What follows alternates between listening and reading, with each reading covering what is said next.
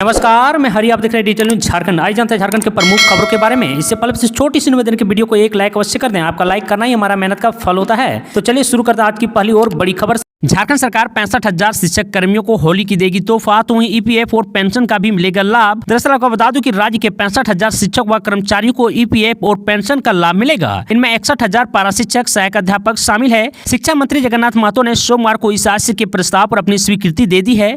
प्रस्ताव व वित्त विधि विभाग को स्वीकृति के लिए भेजा जाएगा। वहीं कैबिनेट की मंजूरी के बाद राज्य के शिक्षक व शिक्षकों को ईपीएफ व पेंशन का लाभ मिलने लगेगा। ईपीएफ के लिए 12% राशि शिक्षकों के मानदेय से काटी जाएगी, जबकि 13% राशि राज्य सरकार की ओर से दे दी जाएगी। पारा शिक्षक कई दिनों से इसकी मांग कर रहे थे। पारा शिक्षक के साथ झारखंड शिक्षा परियोजना के तहत कार्यरत अन्य कर्मियों को भी इससे जोड़ा जाएगा। कस्तूरबा गांधी बालिका विद्यालय एवं झारखंड बालिका आवासीय विद्यालय के शिक्षक एवं कर्मचारी समेत बीआरपी, सीआरपी व परियोजनाओं के तहत कार्यरत अन्य कर्मियों को भी ईपीएफ से जोड़ा जाएगा। शिक्षक व कर्मचारियों को ईपीएफ का लाभ देने में सरकार को लगभग 152 करोड़ रुपये व्यय करना पड़ेगा, जबकि इतनी ही राशि शिक्षकों व कर्मचारियों के मानदेय से काटी जाएगी। पारा शिक्षक समेत लगभग 65,000 शिक्षक व कर्मचारियों को ईपीएफ से जोड़ा जाएगा।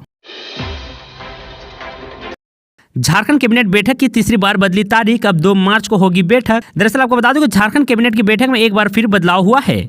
1 मार्च को होने वाली बैठक को स्थगित करते हुए अब 2 मार्च 2023 को निर्धारित की गई है।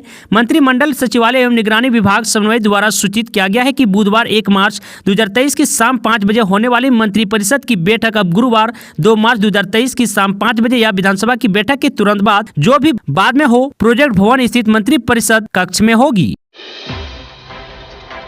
झारखंड हाईकोर्ट से बीजेपी विधायक ढुलू महतो को मिली जमानत, जेल से बाहर निकलने की बड़ी संभावना। दरअसल आपको बता दूं झारखंड हाईकोर्ट ने धनबाद के बागमारा विधानसभा क्षेत्र से बीजेपी विधायक ढुलू महतो को बड़ी राहत दी है। जस्टिस राजेश कुमार की कोर्ट ने हत्या के प्रयास, रंगदारी और आमर्स एक्ट समेत कई मामलों के आरोपी विधायक ढुलू महतो को जमानत दे दी है। मंगलवार 28 फरवरी को जमानत मिलने के बाद ढुलू महतो को जेल से बाहर निकलने की संभावना बढ़ गई है।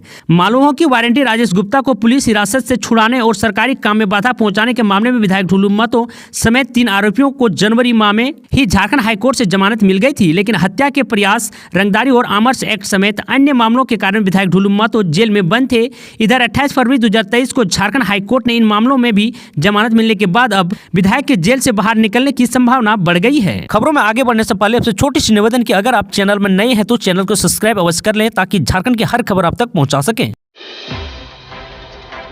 रांची सेंट्रल जेल के अध्यक्ष हामिद अख्तर व डीएसपी प्रमोद मिश्रा को समन, ईडी ऑफिस में पेश होने का दिया निर्देश। दरअसल आपको बता दूं कि ईडी परिवर्तनशील निदेशालय ने रांची के बिरसा मुंडा सेंट्रल जेल के अध्यक्ष हामिद अख्तर व डीएसपी प्रमोद मिश्रा को समन भेजा है। इनमें रांची के ईडी ऑफिस में पूछताछ की जाएगी। 6 मार्च को डीएसपी प्रमोद मिश्रा और 7 मार्च को रांची के बिरसा मुंडा सेंट्रल जेल के अध्यक्ष हामिद अख्तर को ईडी ऑफिस में पेश होना है। आपको बता दूं ईडी के अधिकारियों इनसे पूछताछ करेगी। आपको बता दें कि जेल के अध्यक्ष हामिद अख्तर से ईडी के अधिकारी पहले भी पूछताछ कर चुके हैं। बता दूं सीएम के विधायक प्रतिनिधि पंकज मिश्रा को नियम के खिलाफ जेल में सुविधाएं देने के मामले में इनसे पूछताछ की जा रही है। तो वहीं सीएम के विधायक प्रतिनिधि पंकज मिश्रा को जेल में नियमित विरोध सुविधा देने को लेकर ईडी ने एक बार फिर रांची के बिरसा मुंडा सेंट्रल जेल के अध्यक्ष हामिद अख्तर को समन भेजा है। इनमें 7 मार्च को ईडी ऑफिस में पेश होने का निर्देश दिया गया है।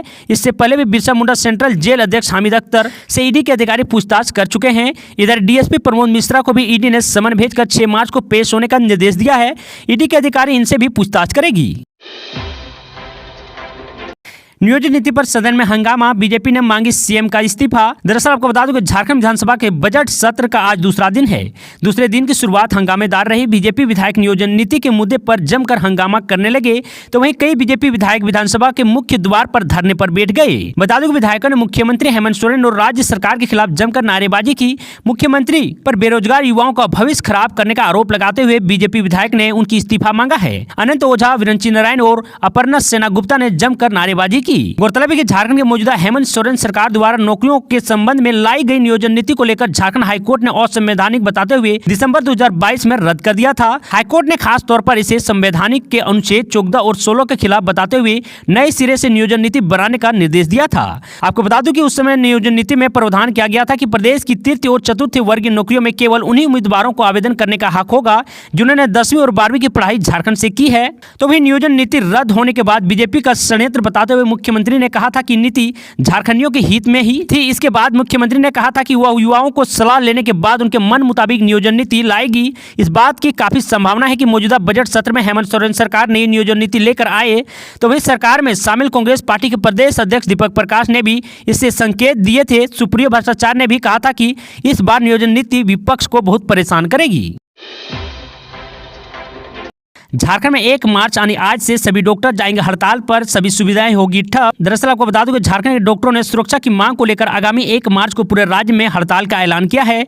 आईएएम और झारखंड चिकित्सक सेवा संघ ने कहा है कि अगर डॉक्टर पर हमले और दुर्व्यवहार की घटनाओं पर सरकार तत्काल एक्शन नहीं लिया तो डॉक्टर बेमियादी कार्य बहिष्कार जैसा निर्णय लेने को बाध्य होंगे। इधर सोमवार को रांची के एक मशहूर ऑर्थोपेडिक सर्जन डॉक्टर अंचल पर कातिलाना हमला हुआ है। अज्ञात लोगों ने हमला कर उसका सिर फोड़ दिया था।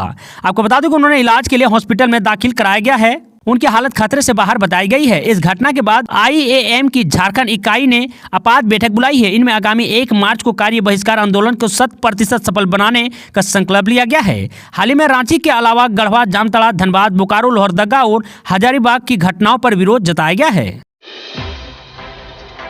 झारखंड के लाखों किसानों का इंतजार हुआ खत्म, पीएम मोदी ने अकाउंट में भेजे 2000 रुपये। दरअसल आपको बता दूं कि झारखंड के लाखों किसानों का इंतजार खत्म हुआ। सोमवार को प्रधानमंत्री नरेंद्र मोदी ने इनके बैंक अकाउंट में पीएम किसान योजना की 13वीं किस्त 2000 रुपये ट्रांसफर कर दिए हैं। आपको बता दूं कि झारखंड में 17.33 लाख किसानों ऐसे हैं जिन्हें इस 2000 रुपये का इंतजार था। पिछली बार इनके खाते में पैसे आए थे। इस बार कितने किसानों को बैंक में पीएम मोदी ने डीबीटी के जरिए पीएम किसान की 13वीं किस्त ट्रांसफर की है, उसकी सटीक जानकारी भी झारखंड के कृषि विभाग के अधिकारी के पास नहीं है। आपको बता दूं अधिकारियों का कहना है कि झारखंड में कुल 28,53,545 किसान ने पीएम किसान के लाभुक के रूप में अपना पंजीकरण करवा रखा है, लेकिन इन सभी किसानों के अकाउंट में पैसे ट्रांसफर नहीं होते। पिछली बार यानी अगस्त नवंबर के दौरान 17,32,863 किसानों के खाते में पैसे आए थे। इस बार यह संख्या इतनी ही है, इससे अधिक है या इससे कम है, इसके बारे में अभी पुख्ता जानकारी नहीं है। उनका कहना है कि मंगलवार से पहले इसका आंकड़ा बता पाना संभव नहीं है। घर घर बनवाए जा रहे हैं आयुष्मान कार्ड। अब ग्रीन राशन कार्ड धारियों के भी बनेंगे कार्ड, तो वहीं 5 लाख तक का मिलेगा ट्रीटमेंट फ्री। दरअसल आपको बता दूं कि आयुष्मान भारत के तहत मंगलवार को सिविल सर्जन कार्यालय से जागरूकता रैली निकाली गई। रैली का नेतृत्व सिविल सर्जन डॉक्टर आलोक विश्वकर्मा ने किया। यह रैली सिविल सर्जन कार्यालय से होते हुए धनबाद प्राथमिक स्वास्थ्य केंद्र तक पहुंची। आपको बता दूं कि सिविल सर्जन ने कहा कि पहले लाल और पीला राशन कार्ड धारियों का आयुष्मान कार्ड बनाया जा रहा था, लेकिन अब सरकार ने नए नियमों के आलोक में ग्रीन राशन कार्ड धारियों का भी आयुष्मान कार्ड बनवाया जा रहा है। उन्होंने बताया कि इसके लिए आयुष्मान मित्र संबंधित क्षेत्र की सहिया आंगनबाड़ी कर्मियों और स्वास्थ्य कर्मियों घर घर जाकर आयुष्मान कार्ड बनाने के लिए लगाया जा रहा है। 5 लाख रुपए की निःशुल्क मिल रही है चिकित्सक सुविधा। आपको बता दूं कि आयुष्मान भारत के तहत कार्डधारियों को सरकार की ओर से 5 लाख रुपए की निःशुल्क चिकित्सक सुविधा उपलब्ध कराई जा रही है। ऐसे में कार्ड बन जाने के बाद किसी भी सरकारी अथवा निजी अस्पताल में मरीज अपना इलाज करा सकते हैं।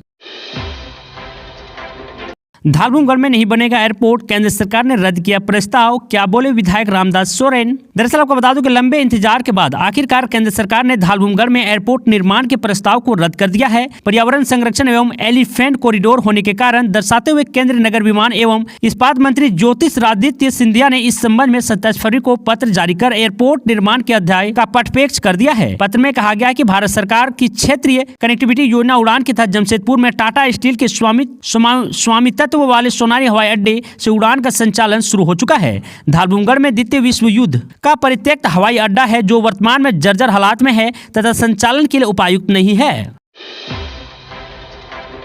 ताजिस्तान में फंसे झारखंड के 35 मजदूर कब लौटेंगे बताएं, हेमंत सोरेन सरकार से लगाई थी मदद की गुहार। दरअसल आपको बता दूं ताजिस्तान में फंसे झारखंड के 35 श्रमिक जल्द अपने वतन लौटेंगे। राज्य प्रवासी नियंत्रण कक्ष के अनुसार पहले चरण में 22 श्रमिक झारखंड लौटेंगे। आपको बता दूं शेष मजदूर टिकट बुकिंग के बाद आ पाएंगे। आपको बता दें कि झारखंड के 35 मजदूर ताजिस्तान में फंसे हुए हैं। उन्हें झारखंड के हेमंत सोरेन सरकार और केंद्र की मोदी सरकार से अपील की है कि उनकी वतन वापसी सुनिश्चित की जाए। ताजिस्तान में फंसे ये सभी मजदूर बोकारो, गिरिडीह, हजारीबाग, धनबाद जिले के रहने वाले हैं। आपको बता दूं कि प्रवासी मजदूर का ये पहला मामला नहीं है। इससे पहले भी कई मजदूर वहां विदेशों में जाके फंस चुके हैं। कंपनियों द्वारा काम कराकर पासपोर्ट जब्त कर लेना और मजदूरी को नहीं देने के कारण परेशानी बढ़ जाती है। इस बार भी झारखंड के बोकारो, गिरिडीह, हजारीबाग और धनबाद के मजदूर ताजिस्तान में फंसे हुए हैं। सोशल मीडिया के जरिए उन्होंने वतन वापसी की गुहार लगाई है।